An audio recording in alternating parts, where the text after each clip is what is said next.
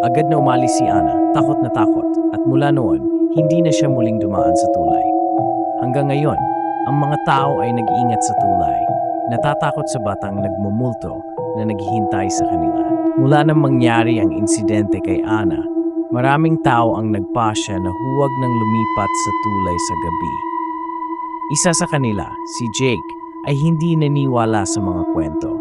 Wala akong takot sa mga multo, sabi niya sa kanyang mga kaibigan. Tulad ng iba, sigurado akong walang katotohanan ito. Kaya't sa gitna ng gabi, nag-set up sila ng campfire sa tabi ng tulay.